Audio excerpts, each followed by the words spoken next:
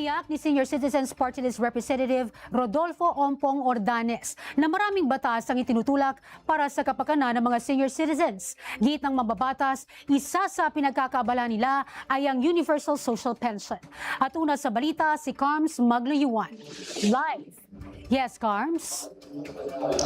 Zay, hiningan nga ng pahayag si Senior Citizens Party List Representative Rodolfo Ordanes patungkol sa mga panukalang batas na kanilang tinutulak para sa benepisyo ng mga senior citizens. At isa nga sa mga nabanggit ay ang tinutulak o sinusulong na Universal Social Pension Act.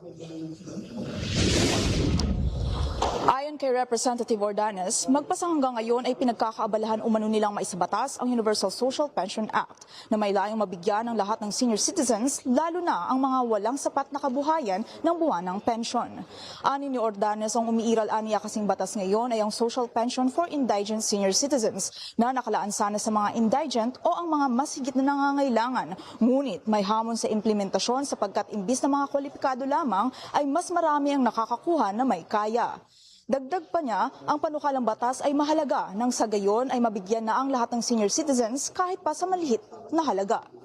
Nasa 1,000 kada buwan ang inihain ng komite. Ganito aniyang natatanggap na halaga ng social pension for indigent senior citizens. Sa ngayon ay nasa 12 million ang senior citizens at 4 na milyon aniya rito ay tumatanggap ng 1,000.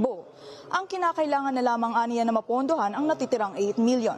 Kinakailangan naman rin aniya ng 100 billion para mapondohan ang lahat ng senior citizens.